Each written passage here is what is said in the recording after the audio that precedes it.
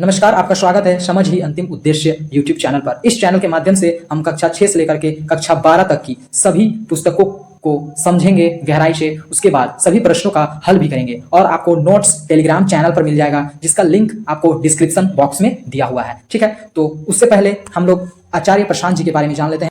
आचार्य प्रशांत जी दुनिया के सबसे ज्यादा फॉलो किए जाने वाले स्पिरिचुअल लीडर हैं। वे IAS, IIT, IIM, गेट जैसे टॉप एग्जाम क्लियर कर चुके हैं। इनके द्वारा करोड़ों विद्यार्थियों का जीवन बदल रहा है। उन्हें अवार्ड भी मिल चुका है एनवायरमेंट को सुरक्षा रखने के लिए। मैं एक वीडियो आपको रिकमेंड करना चाहूंगा, ऑपरेशन 2030। ये वीडियो आप अवश्य देखिएगा यदि आप अपने पृथ्वी से प्यार करते हैं तो।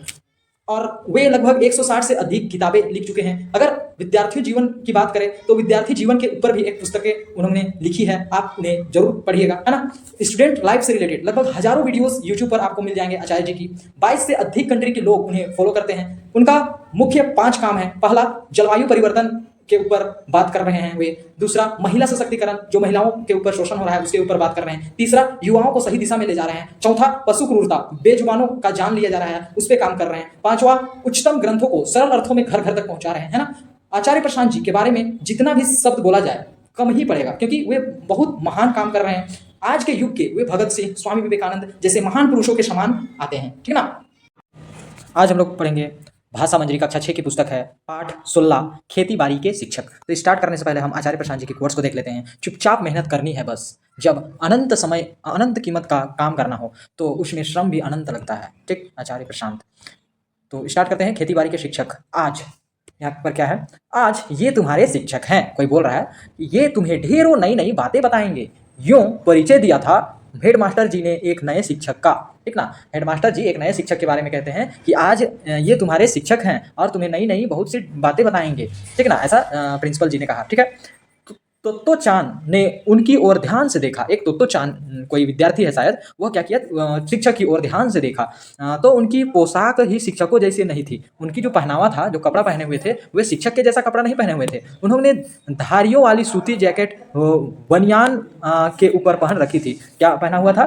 धारियों वाली सूती जैकेट पहना हुआ था। किसके ऊपर? बनियान के ऊपर, गंजी के ऊपर। ठीक है ना। उनके गले में टाई की जगह एक गमछा झूल रहा था। मतलब समझ सकते हैं ये किसान है एक तरह के। ठीक है, मोटे नीले सूती कपड़े की तंग पहुंचों वाली पैंट पहने रखे थे वे। उनके मोजे भी मोटे रबड़ के थे, जैसे मजदूरों के होते हैं, और हाथ में पुआल और उखड़ा सा टोप था। ठीक है, हाथ में क्या था? पुआल और उखड़ा सा टोप था।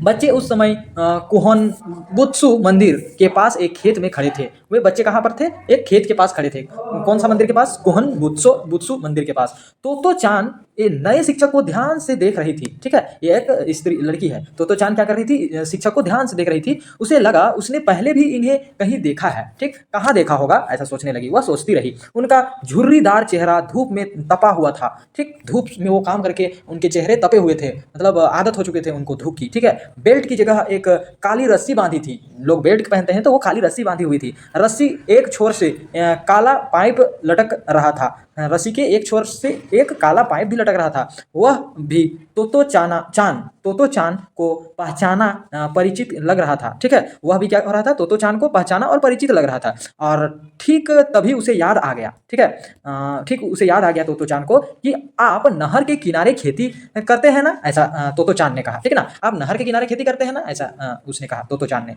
किसान को।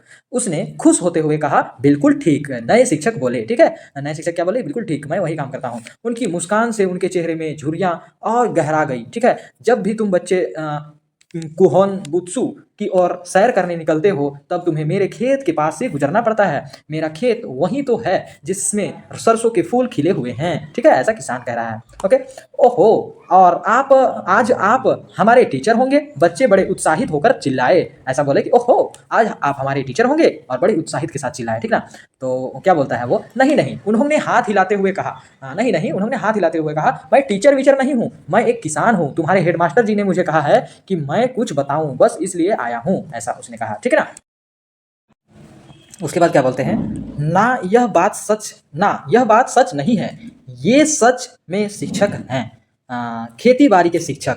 कौन बोलते हैं, हेडमास्टर जी ने अपने पास हेडमास्टर जी ने उनके पास आकर कहा, ठीक ना, क्या कहा कि ना यह बात सच नहीं है, ये सच में किस शिक्षक हैं, खेती बाड़ी के शिक्षक, ऐसा बोल के, ठीक है। और उन्होंने कृपा कर मेरा आग्रह माना है, ठीक है। और ये किसान जो थे वे हेडमास्टर का बड़ी मेहनत के बाद कृपा माना था, ठीक है ना, प्रिंसिपल का, ओके, आग्रह को माना था। ये बताएंगे कि खेत में फसल कैसे बोई जाती है, जैसे कोई तंदूर वाला हमें क्या सिखा सकता है, तंदूर वाला क्या सिखा सकता है कि डबल रोटी कैसे बनाई जाती है, वैसे ही यह भी सीखा जा सकता है कि खेत में फसल कैसे बोई जाती है, ठीक है। तंदूर वाला हमें यह सिखा सकता है कि डबल रोटी कैसे बनाई जाती है, वैसे ही हमें यह भी सीखा जा सकता है कि खेत में फसल कैसे बोई जाती है। वो किससे सीख सकते हैं हम लोग? केवल किसान से।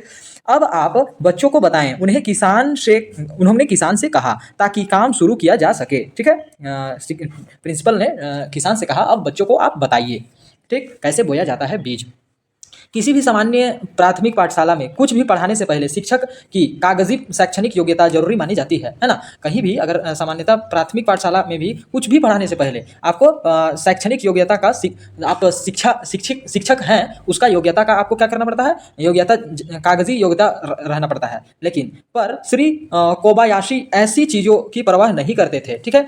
पर श्री कोबायाशी कौन है? श्री कोबायाशी कौन है? प्रिंसिपल है, ठीक है, जो इस चीज का परवाह नहीं करते थे। उनका मानना था कि बच्चे किसी को कुछ करते हुए देखने के बाद खुद उसे अपने हाथों से करके सीख सकते हैं। तो चलो हम काम शुरू करते हैं, खेतीबाड़ी के शिक्षक ने कहा, ठीक, खेतीबाड़ी के शिक्षक ने कहा चलो अब हम लोग काम शुरू करते हैं। कुहन बुत्सु ताल के पास ही पेड़ों के छाया में सब इकट्ठे थे, जो अपेक्षाकृत शांत जगह थी, ठीक है, जो बिल्कुल शांत जगह थी। हेडमास्टर जी ने एक रेल डिब्बे का एक हिस्सा एक डिब्बा वहां पहले ही भिजवा दिया था। क्या किया था? रेल के डिब्बे का एक हिस्सा पहले ही वहां पहुंचा दिया था। देख पा रहे होंगे आप लोग चित्र में, है ना, रेल का डब्बा दिख रहा है पीछे साइड, है ना, यहाँ पर, ओके। फिर क्या होता है, उसमें बच्चों के खेती बाड़ी के औजार, फवाड़े और कुदाले आदि रखे थे। वहाँ बच्चों के काम करने के फवाड़े, कुदाल, जितने भी तरह के होते हैं खेत में काम करने वाले औजार, वे सारे उपलब्ध थे। वह आधा डिब्बा एक खेत के बीचों बीच स्थिर खड़ा था। और ये जो डब्बा था, रेल का डब्बा था, वो खेत के बीचों बीच में स्थिर खड़ा हो गया था।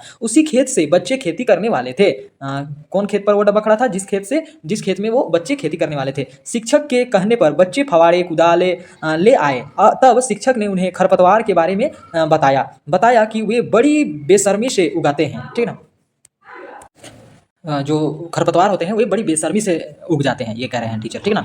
अब अनाज के पौधे से कहीं तेजी से बढ़ते हैं और इतने ऊंचे हो जाते हैं कि धूप रोक लेते हैं, ठीक ना। जो खरपतवार होते हैं, जो बिना काम के जो पौधे होते हैं, वे बड़ी तेजी से बढ़ जाते हैं, ठीक ना। और वे इतने बढ़ जाते हैं कि जो अनाज होते हैं, जो उपयोगी अनाज होते हैं, उनको ढक करके उनमें धूप भी नहीं बढ़ने देते हैं। और हम लोग जानते हैं कि धूप से ही पौधा क्या करता है, अपना भोजन बनाता है, प्रकाश संश्लेषण के द्वारा। आपने विज्ञान पढ़ा होगा, ठीक है।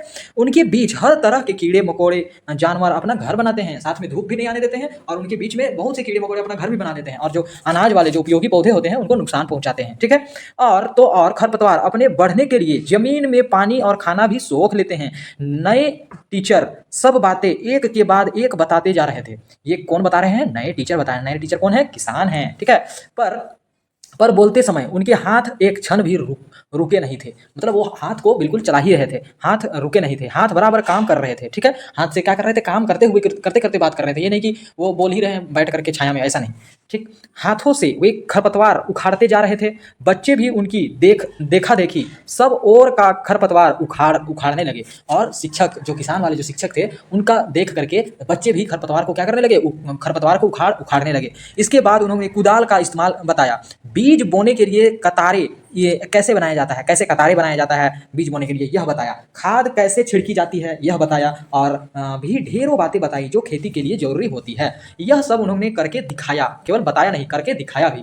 इतने में खेत के एक कोने से छोटा सा सांप निकल आया। अब क्या हुआ? इतने जो बता ही रहे थे कि कोने से एक क्या हुआ? सांप निकल आया छोटा सा, और एक बड़े लड़के ताचान के हाथ पर उसने डस लिया। क्या हुआ? एक ताचान, एक लड़का था, उसके हाथ पर डस लिया। अब खेती बाड़ी के शिक्षक ने बताया यहाँ के सांप जहरीले नहीं हैं। क्या कहते हैं? यहाँ के सांप जहरीले नहीं हैं।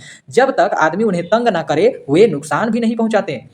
खेत में बीज बोने का तरीका बताने के अलावा नए शिक्षक ने कीड़े मकोड़े, चिड़ियों, तितलियों और मौसम के बारे में भी बड़ी मजेदार बातें बताई और काम से गठीले हुए उनके हाथ मानो उनकी कही बातों की पुष्टि कर रही थी। उससे उनकी हाथों को देख करके संतुष्टि हो जा रही थी कि सच में ये जो बता रहे हैं वो वाकई में इन्होंने किया है। ठीक है, जो कुछ भी वे कह रहे थे सब उनके अनुभव से जानी परखी थी। जो भी कह रहे थे वे अनुभव से उनकी जानी परखी थी, वे हवाबाजी नहीं कर रहे थे। ठीक ना, बच्चे पसीने से तरबतर थे, बच्चे काम करके पसीने से तरबतर हो गए थे। वे नए टीचर की मदद से खेत बो चुके थे। कुछ कतारें टेढ़ी मेढ़ी थी, जो बोने की जो कतारें थी वो कुछ कतारें टेढ़ी मेढ़ी भी थी, पर उन्होंने अनदेखा किया जाए तो पूरा खेत करीने से बोया लगता था। ठीक ना, पूरा खेत कैसा लगता था? करीने से बोया लगता था। इस दिन के बाद बच्चे उस किसान का सम्मान करने लगे और जब भी उन्हें चिल्ला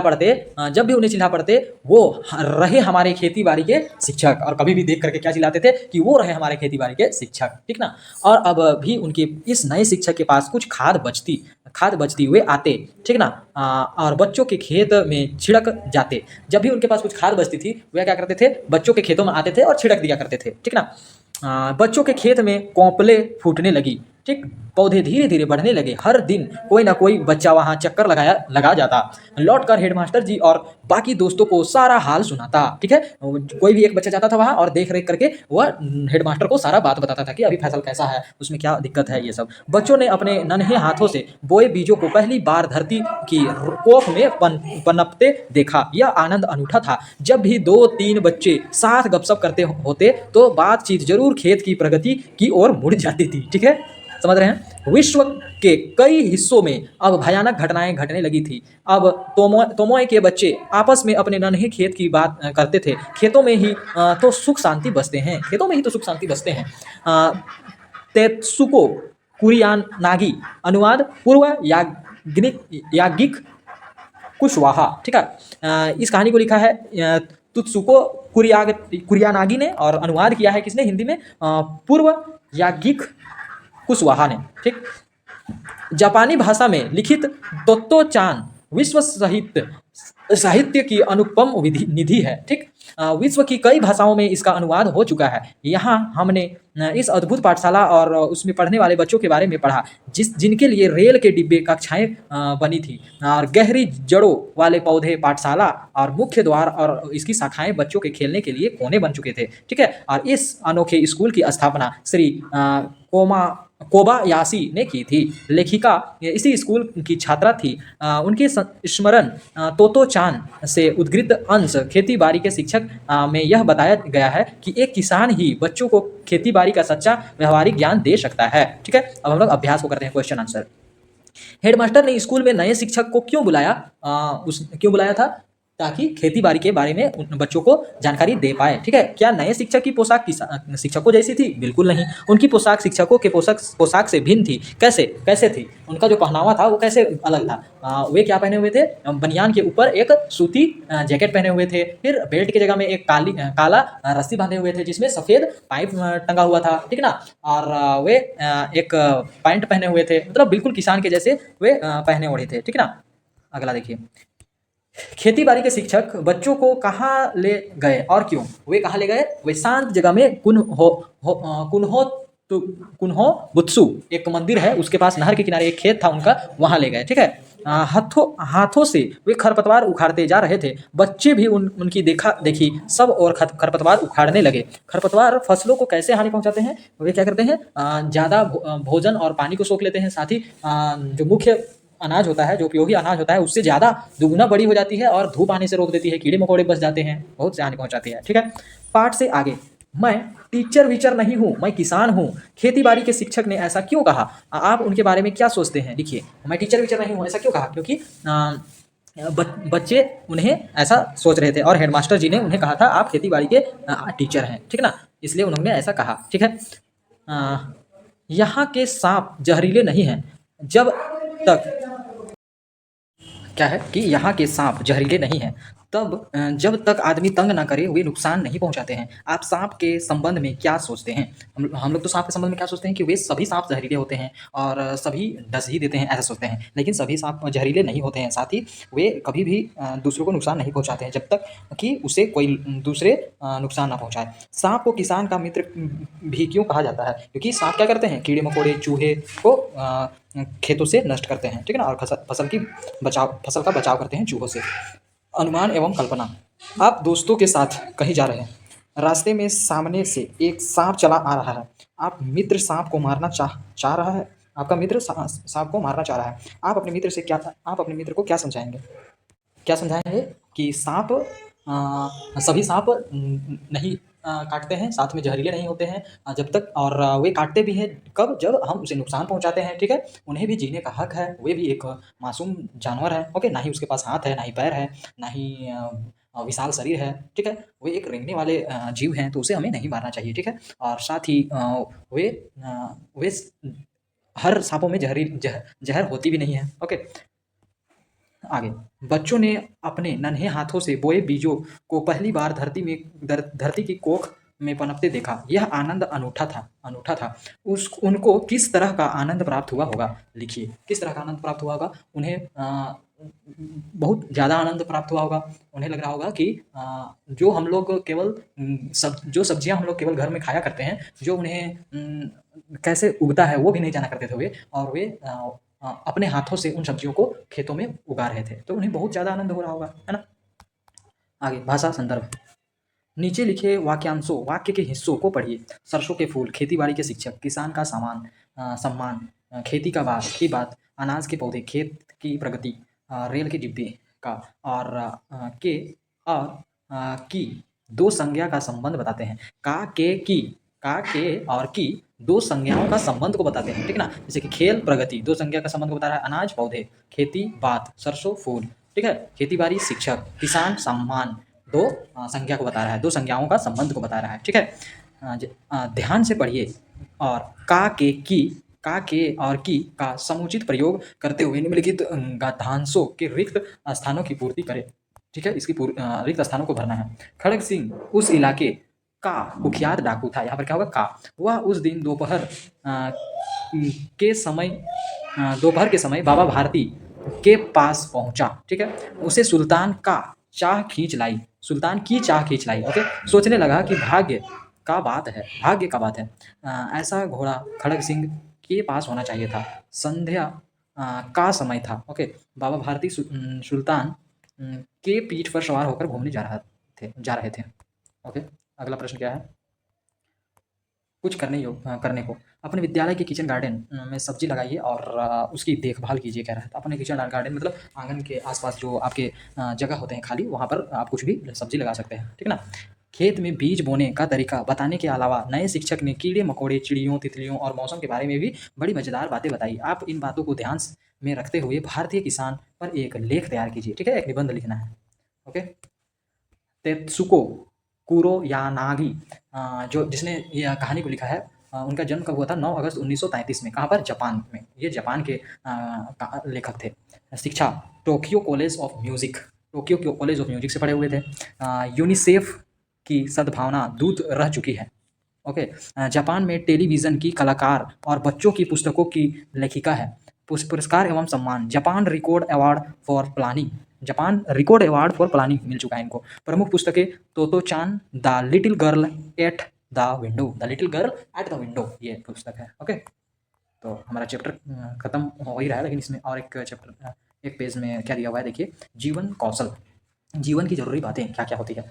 विश्व स्वास्थ्य संगठन WHO, वर्ल्ड हेल्थ ऑर्गेनाइजेशन द्वारा 1993 ईस्वी में निर्धारित परिभाषा के अनुसार जीवन कौशल अनुकूल एवं सकारात्मक व्यवहार के लिए ऐसी क्षमताएं हैं जो व्यक्ति के दैनिक जीवन की मांगों और चुनौतियों से प्रभाव रूप से निपटने में समर्थ बनाती है। ये जीवन कौशल निम्नलिखित है। क्या क्या जीवन कौशल है वो देखते हैं हम लोग। ये हमारे दिन ब दिन जो हम लोग जीवन जीते हैं, दिन रात जो हम लोग जीवन बिताते हैं, उसमें यह बहुत महत्वपूर्ण है, ठीक है ना, जीवन कौशल का होना।